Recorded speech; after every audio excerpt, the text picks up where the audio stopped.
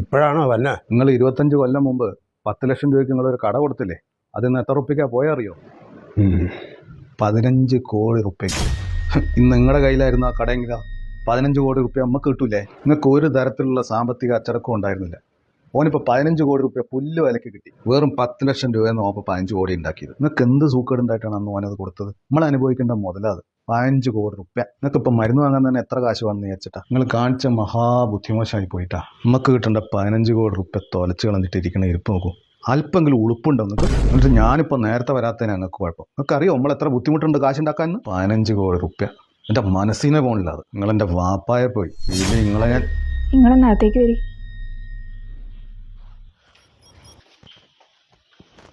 എന്തേന്? നിങ്ങൾ വാപ്പയോട് അങ്ങനെയൊന്നും സംസാരിക്കാൻ പാടില്ല, മോശമാണ്. നീ എന്തറിഞ്ഞിട്ടാണ് ഒരെന്താ കാണിച്ചു വെച്ചേക്കണ എനിക്കറിയോ? 15 കോടി റുപ്യ ഒരുകൊണ്ട് വെള്ളത്തിലാക്കിയത്, തോലച്ച് കളഞ്ഞത്. 25 കൊല്ലം മുമ്പ് നമ്മുടെ ഒരു പീഡിയ ഒരു 10 ലക്ഷം റുപ്യക്കാണ് കൊടുത്തു. എന്നാൽ പീഡിയ പോയത് 15 കോടി റുപ്യക്കാണ്. 10 ലക്ഷം അവിടെ കിടക്കുന്നു, 15 കോടി റുപ്യ അവിടെ കിടക്കുന്നു. ഒരു ഭാവിയെ പറ്റി എന്തെങ്കിലും ചിന്ത ഉണ്ടായിരുന്നു? ഓരിങ്ങനെ ചെയ്യായിരുന്നോ? ഇപ്പം നമ്മൾ അനുഭവിക്കേണ്ട തുകയായിരുന്നു അത്. അറിയോ എനിക്ക്? ഇപ്പം ഈ കാണുന്ന വീടും പറമ്പും എല്ലാം ഞാൻ എൻ്റെ അധ്വാനം കൊണ്ടുണ്ടാക്കിയത്. എന്നാ പിന്നെ ഇങ്ങക്കത് 15 കോടി കൊടുത്ത് വാങ്ങിക്കൂടെ? ഈ എന്തറിഞ്ഞിട്ടായി പറഞ്ഞേ? എൻ്റെ കയ്യിൽ ഇടുന്ന 15 കോടി മക്കളുടെ ഫീസ് അടയ്ക്കണം, വണ്ടിയുടെ ലോൺ അടയ്ക്കണം, വീടിൻ്റെ കാര്യങ്ങൾ നോക്കണം, ഓർക്ക് മരുന്ന് വാങ്ങിക്കൊടുക്കണം, അനക്ക് ഡ്രസ്സ് തുണി എല്ലാം വാങ്ങണ്ടേ? ഇതിനൊക്കെ കാശ് വേണ്ടേ? ഓ ശരി, അപ്പം നിങ്ങൾക്ക് ഇങ്ങനെ കുറേ ഉത്തരവാദിത്തങ്ങളൊക്കെ ഉണ്ടല്ലേ?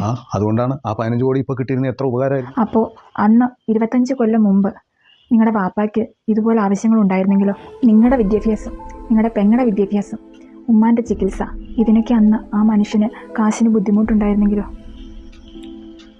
അന്ന് ഉപ്പായുടെ കയ്യിൽ രൊക്കം എടുക്കാൻ കാശുണ്ടായിട്ടുണ്ടാവില്ല, ആവശ്യങ്ങളോ ഒരുപാട്.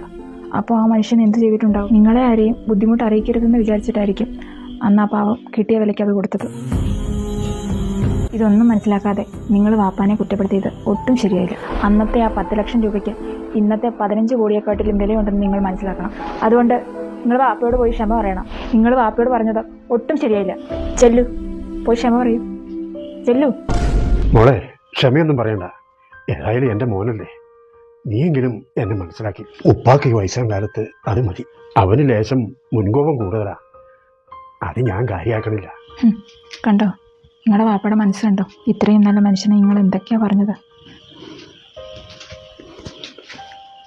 ഈ നല്ല മനുഷ്യൻ്റെ കഥ ഞാൻ പറഞ്ഞു കൊടുക്കണോ? എന്തുക ഒന്ന് ഓർത്ത് നോക്കി എങ്ങനെയാന്ന്. ADF പണ്ടേ പോയി, PDF ആയിട്ട് കൊമ്പ് കൊടുത്തിപ്പോൾ അതുമില്ല. വഴിയാധാരം ആയല്ലോ എൻ്റെ അബൂക്ക. പാർട്ടി ഓഫീസിന് ഇതേ പറമ്പ് ബെസ്റ്റാ. ശവത്തി കുത്തലടാ. ഇനി എന്താ ഒരു വഴി? ഒരു വഴിയുണ്ടിക്കാ. നിങ്ങൾ രാജിവെച്ച ഒഴിവിലേക്ക് നിങ്ങൾ നിൽക്കുക. എടാ, അതിന് ഫണ്ട് വേണ്ടേ? ഫണ്ടിനാണ് കുഴപ്പം. നമ്മുടെ അണികളിൽ നിന്നേ ഓരോരുത്തരോട് 100 വെച്ചിടാൻ പറയാം. അപ്പൊ കെട്ടിവെക്കാൻ കാശായല്ലോ. അത് കൊള്ളാം. കൈ നനയാതെ മീനും പിടിക്കാം. അപ്പൊ ഒരു കാര്യം ചെയ്യാം, ഞാൻ അതിനുള്ള പണി നോക്കാം. നിങ്ങളോട് ഇരിക്കും. എടാ സുബേറെ, എന്താ എടാ, എത്ര രൂപ കിട്ടി? 200 രൂപ കിട്ടി. അതിൽ 100 രൂപ എന്റെയാ. അപ്പൊ ബോധമില്ലാത്തവൻ നിന്നെ കൂടാണ്ട് ഒരുത്തം മാത്രമേ ഉള്ളൂ. അല്ല ബുക്ക, നിങ്ങൾ അതൊന്നും നോക്കണ്ട. നിങ്ങൾ ഇലക്ഷൻ നിൽക്കണം. ഇലക്ഷൻ നിന്നാൽ നിങ്ങൾ ജയിക്കും. അടുത്ത MLA നിങ്ങളാ. എന്നാൽ യുവമാരോടൊക്കെ നമുക്ക് പകരം വിട്ടാം. എടാ ഉള്ളേ, അതിന് എന്റെ കയ്യിൽ കായൊന്നുമില്ല. ഞാൻ ആരെ പാപ്പരായി. എങ്കിലും പണി ചെയ്യുക. നിങ്ങൾ നിങ്ങളുടെ പീഡിയ നോക്കിയ അത് 10 ലക്ഷത്തിന് വാങ്ങിക്കാനേ ആളുണ്ട്. എടാ സുബേറെ, ഇനി അത് മാത്രമേ ഉള്ളൂ എനിക്ക് സമ്പാദ്യമായിട്ടുള്ളത്. അത് കൊടുക്കുക. ആ പൈസ നിങ്ങളെ ഇലക്ഷൻ എടുക്കുക.